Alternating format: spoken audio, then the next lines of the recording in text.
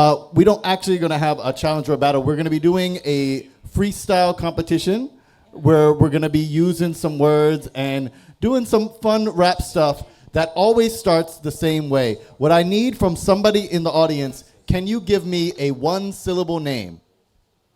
One-syllable name, anybody? Yeah, I heard that. K. K? What's it? K. Yeah, K. That's a name. Like One-syllable name. K-A-Y? Yeah.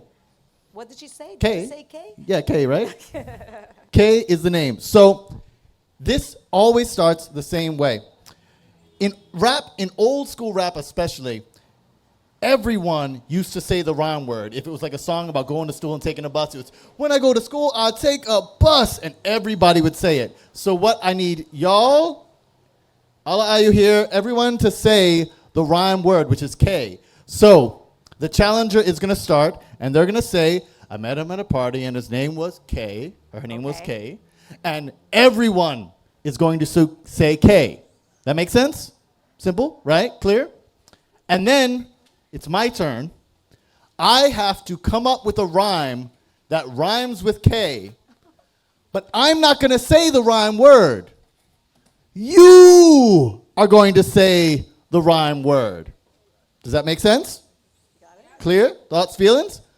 If you say the rhyme word that I wanted, cool, we keep going. When someone misses, then we have declared a winner. All right? Does that make sense to everybody? Oh, yeah. We'll start it. I'll use a different word so you know we're not cheating. Bob, right? And we would say, I met him at a party and his name was... Right, Bob. And then the rhyme word, I'll just do it myself here. I got fired even though I was doing my... Right.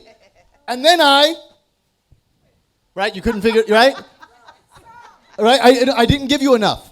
That's the real trick, is to give people enough. Because you know that it was job because I said fired even though I was doing, right? I gave you the context. So if you give the context, intelligent people, they've been figuring it out. I'm already done. You don't give any context, they're going to lose it. So you start, I met them at a party, I will come with the next thing, and then we'll keep on going. So, here we go. With a beat. Oh, no, we can do the second, but if you want to start with the beat, that's the hard version. We starting now with the easy thing. I met her at a party and her name was... Yes.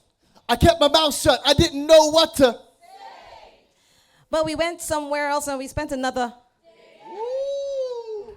I'm tired now. I ain't got no games to... This is ridiculous. I'm losing this game. So we got something about this girl named... Ah! Well, you cheated now, so you're going to have to go... Oh, jeez, man. Can I live to see another? All right. And then I had to... Sure, maybe. So, no, I think we have a winner. No, we have January, and after that comes February, March, and April. We have a winner. Thank you for indulging in us with this. This is called Battle for the End of the Line. It was written by this great playwright, Julia Hollerman. And the big thing about this game, I mean, it's fun, do a little rap, do rhythm stuff, right? You know, we could come and kick. But the real thing we want to talk about is this confidence that y'all brought up. This belief that when you say something, people are listening to you. Can I ask you, when I brought you up here and we started to do the thing, and then I had my first rhyme and it connected, how did you feel? What was your feeling? Do you remember the emotion, the feeling?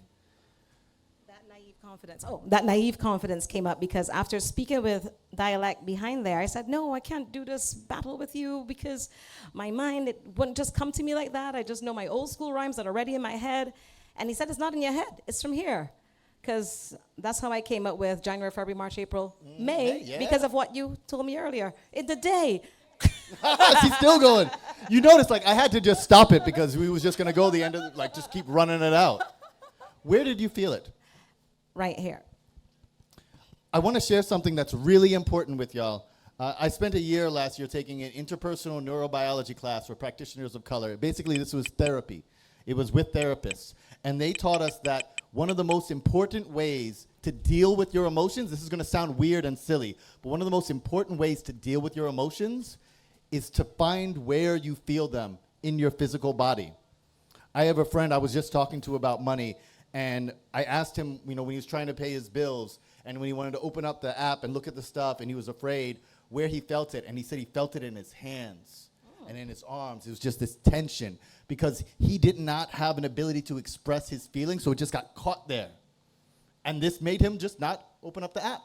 Oh. And then after 3 months, 4 months, whatever, past due, this is overdraft, and all these things that are happening that he's not paying attention to because he has this pain in his arms.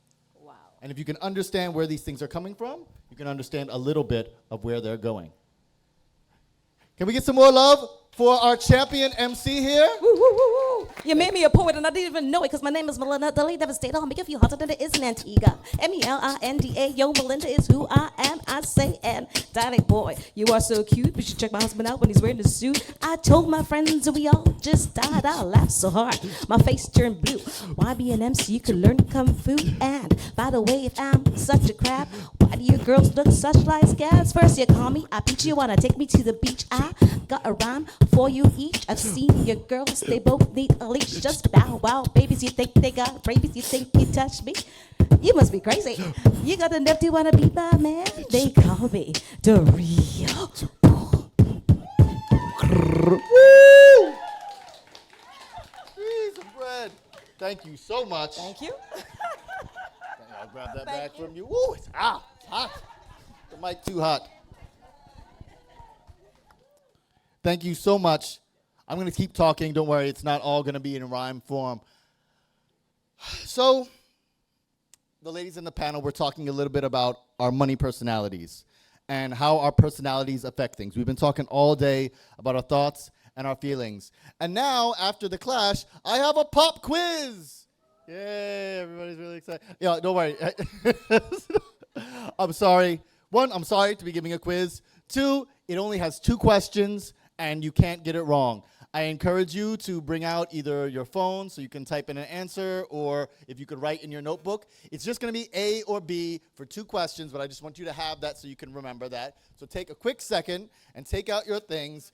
This money personality quiz is an estimation of your naive confidence, of your fears, of, to be honest, the pain and trauma that we have around money. Those things build up armor. And I've been hearing a little bit from everybody who's been talking about the armor that we put on to make sure that we can have our money and not feel so shameful and embarrassed. So, see, y'all got your stuff out. You're ready to go. The first question, it's very simple. A, when I think about my money, I think about my money in abstract. My money is real as soon as here. Let me read this. A, I'm thinking about my money right now. It's not real until it's in my hands. When I hear about I'm getting a paycheck, this paycheck does not matter until I see it hit my account or till I get the cash. That's A. Or B, before I even get paid, I'm thinking about how I'm going to spend my money. A, it's not real until I get it. B, I'm thinking about it before I even spend it. Cool? Don't think too hard about it, whatever your first instinct. So A or B for that. And then question 2, and then we're finished. I don't like quizzes myself. I believe the only type of test that is good is an open book test, but that's a whole other conversation. B, the question is, it's A, I tend to plan ahead, or B, I tend to deal with things as they come. And that's with your money, but that could be with anything.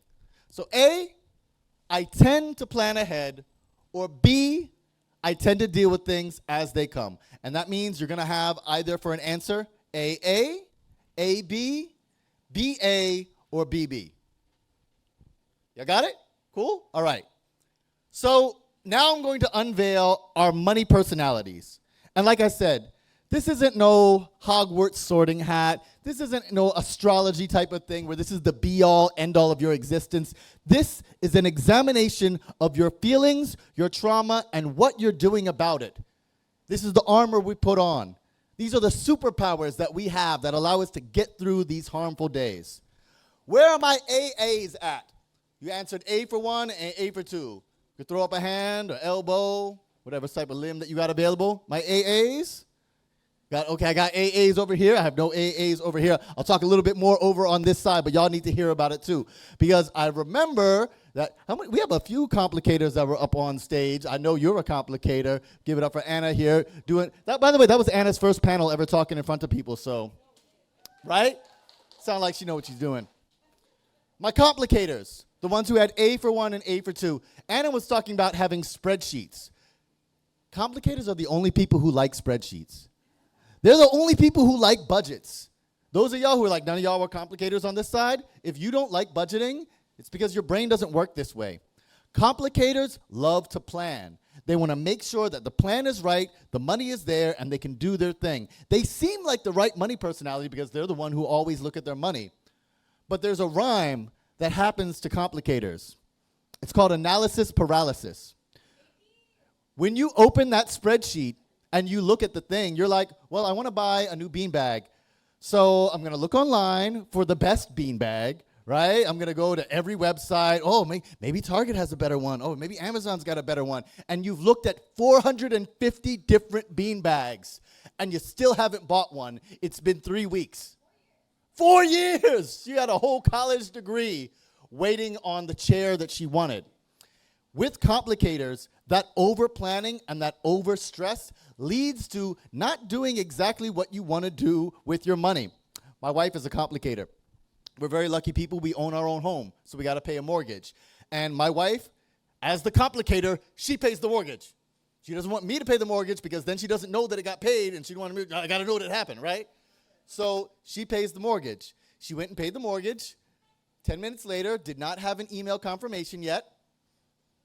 So she paid it again. And then it came through, both times.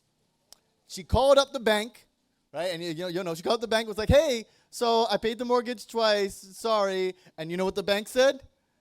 Thank you. You don't get that money back. You don't get to hold that money for next month. That just went into the ocean. We had a bad month that month because all that money that we was expecting to have went away. So even our complicators who are thinking very hard about their money lose sight of what's going on. For my complicators over here, the thing that we always recommend is find something to let go of. If you can find something to let go of, life will be a lot easier. What we ask for complicators, and I think everybody really could use some of this, but really complicators need it. Can you auto pay some of your bills so you don't have to be the one paying it? I know when I say that, you complicators are like, wait, but that's me losing control.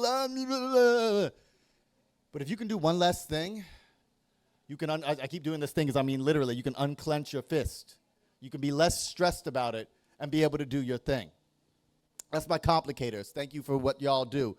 How about people who answered A for 1 and B for 2? Any ABs?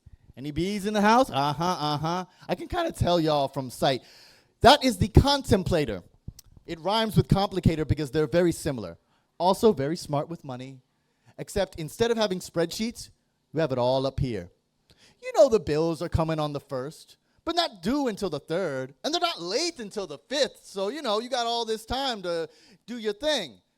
Where the complicator makes everything a priority, the contemplator makes nothing a priority. So the priority is whatever bill is banging at your door the loudest, which makes it seem like, well, you don't have control, right? That it's just a mess. But unlike the complicator, when things go wrong, that's when you put your cape on. Contemplators can superhero their way out of bad financial situations.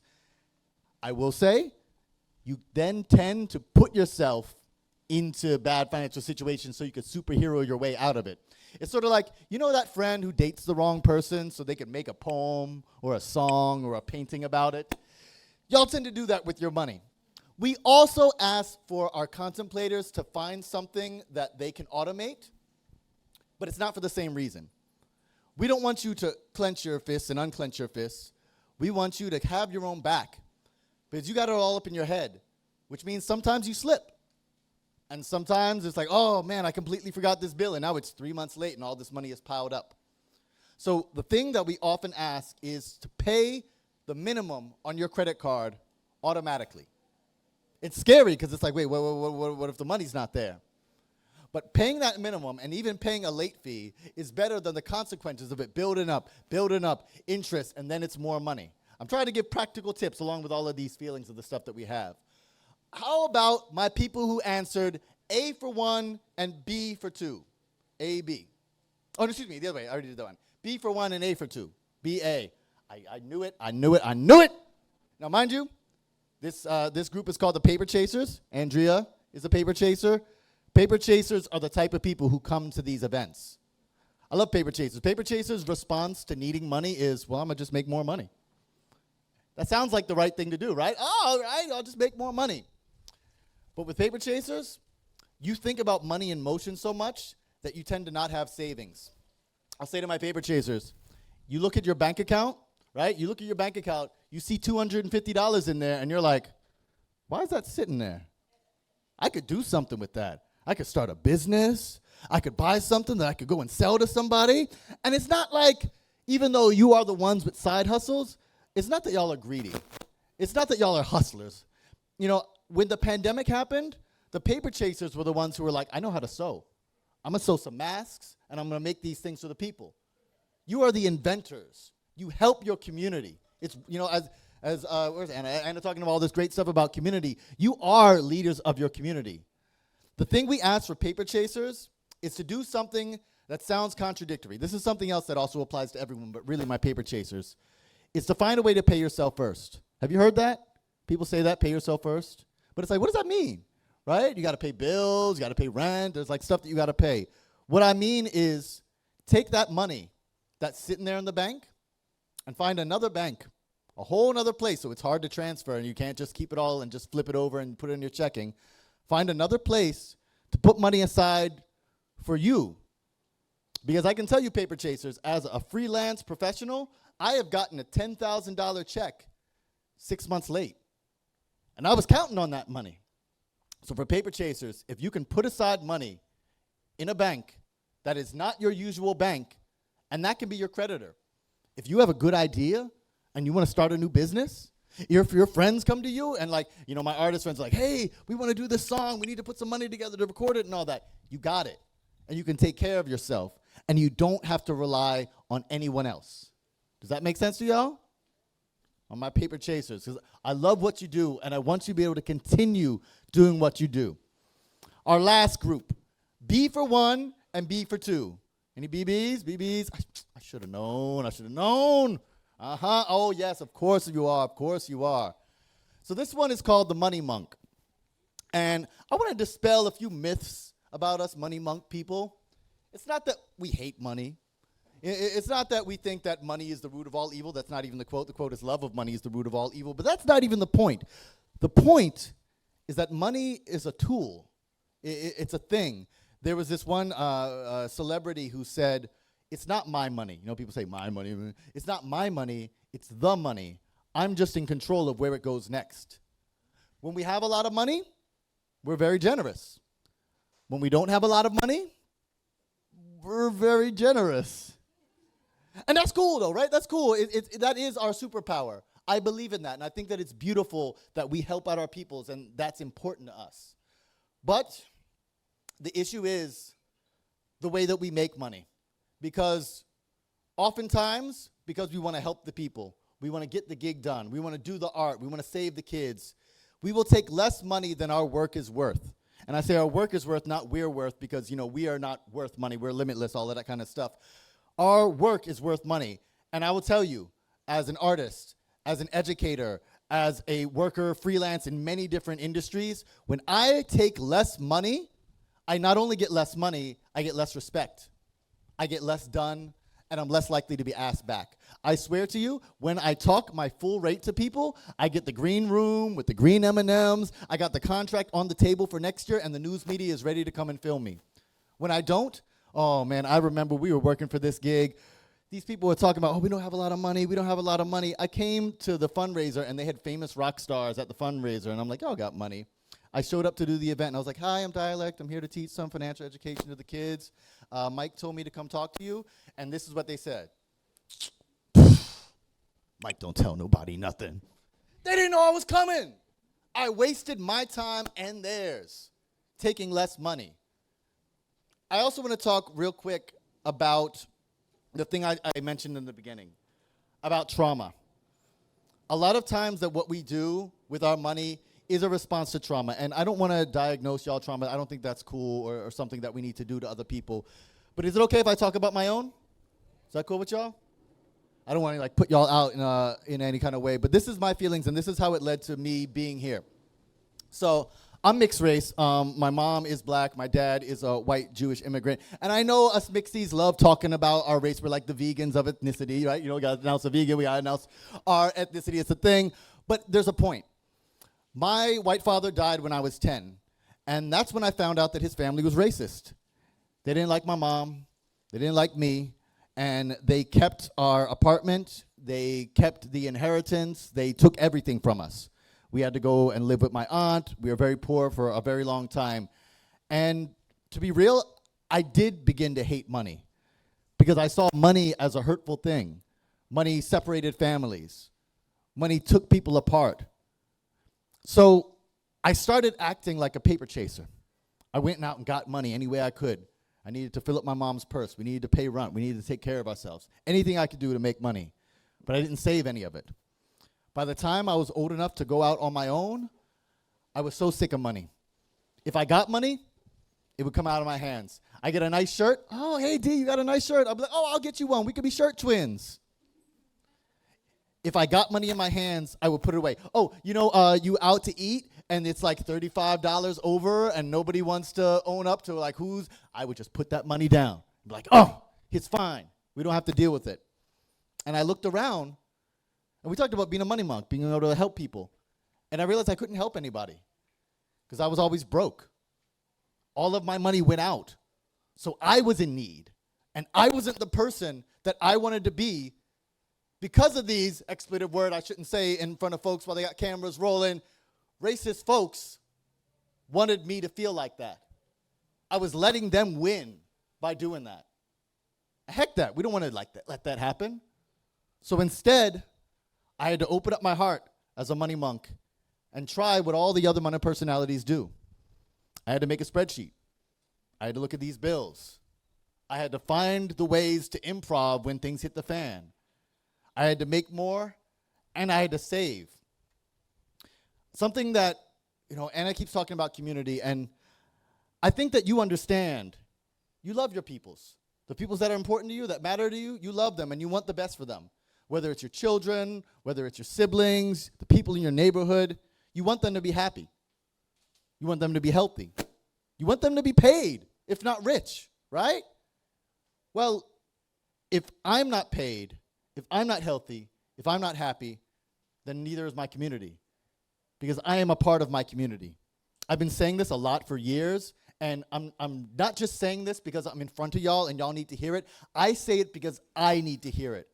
It is much easier to say than to do, but saying it is the first step to doing it. I forget who was saying earlier, maybe you were talking about writing down your thoughts and your goals. And mind you, I have gone through a lot of psychological courses that have talked that some people need to write it down, other people need to speak it out loud, other people need to do a painting or do a dance. Whatever it is that does this for you, that allows you to take a breath, remember yourself again, that is the step you take. Having a friend, having your people with you, having support is one of the best ways to make that happen. Because we've been taught that this is all easy, that this is all natural, when it doesn't come natural to us. This is my thing on money personalities. I want to talk real quickly about saving, and then I want to throw it to y'all. I would like for y'all to have a little bit of a conversation about these. I just want to mention about saving and spending money is so hard. It's so hard to do. And why is it hard to do? I have gone to conferences with experts on how the mind works, behavioral psychology, all that kind of good stuff. There are social cues. I was talking about I bought a shirt, right? And someone's like, oh, I bought a new shirt. And people are like, oh, that's nice. That's a social cue. There are literally zero social cues around saving money. The only social cue is, hey, I saved money on this shirt. No, I didn't. No, I didn't. I didn't save money. I spent money. I spent less than I meant to spend, but I spent money on my shirt. There are no social cues for saving money, so we have to invent them for ourselves. It is so hard to save money because people tell us we need to do it passively, right? Just let it happen. Just don't spend money and you'll save money. But how many times have you gone and not spent money on the stuff that you love, right? We were just talking about all these things you love, right? You didn't spend money on the thing that you love, and at the end of the month, the money gone anyway. Because our brains are wired to spend money. I want to end this part of it by giving you a little bit of what is called knowledge therapy. I want to tell you something that may be true and maybe have happened to you that is not your fault, and it's the first step to unraveling it. They tell us that we're impulsive. I heard a number of people say that I'm an impulse buyer. We're told that we're impulsive. We're told that we don't think before we spend money. And the reality is, we are pushed in this way. There was this test that they did back in the day called the marshmallow test. It's pretty cute. You can watch it on YouTube. There's little kids, and they put a little kid with a marshmallow in front of them. And they say, if you don't eat this marshmallow for 15 minutes, we're going to give you a second marshmallow. It's supposed to be testing your willpower. Who are the smart kids of tomorrow? Who are the leaders? Who's the willpower-having people? They did it in the 1970s. In 2010, they decided to try to replicate the study. For my scientist people, right, y'all know replication is like seeing if we can do the same thing and have the same result. Well, their conclusions were completely different. They found out it wasn't a judgment of your willpower, but how much money you grew up with. If you are told that tomorrow, daddy's going to take you out and you're going to go somewhere and have fun. Tomorrow, we're going to have a birthday party. Tomorrow, we're going to buy that cake. Tomorrow, we're going to take you somewhere. Tomorrow, we're going to give you that thing. And when tomorrow happens, nothing happens. So all you know is that there is today, and tomorrow might not happen. Your brain chemistry changes, and you only believe in the first marshmallow. That second marshmallow may never happen. So when you get it, your first instinct is to go for it. There is no cure for this. When you grow up like this, and I'm a one marshmallow kid myself, when you grow up like this, your brain chemistry is forever changed. Where your impulse is, I do want to get that first. But what I can tell you is that when you know this about yourself, you can make changes in the way that you do your thing. But first, you have to forgive yourself. I want you to know, any of you one marshmallow kids, or people who know and love one marshmallow kids, this is not your fault. It is, however, our responsibility to do for ourselves the way that others would not do for us, to love ourselves in that way. I want to wrap up with this. I would like to take, say 5 minutes. You got 5 minutes to do this? I would like to take 5 minutes for us to turn to each other. I would like you to turn to someone here, share your money personality, tell them what your money personality is, and then tell them one thing you love about your money personality. I'll start with this. When I learned I was a money monk, I found it was really important for me to be able to spend money on artists I love. If I go to a concert and you're doing your thing, I'm buying the merch, I'm buying all of the stuff. If I see somebody doing some paintings on the side of the road, I want to buy their painting. I make it so that I have enough money that I can help out people who do art. That's something I love that I feel is a superpower about my money personality. I would like you to take just 5 minutes now, turn to one other person, share your money personality, and share something you love. If you cannot think of something that you love about your money personality, feel free to share your fears about your money personality or any thoughts about your money personality. Your partner will probably be able to tell you something good about what you're doing with your money. Does that make sense, y'all? All right. Thank you. Let's take 5 minutes and talk to each other about our money personality.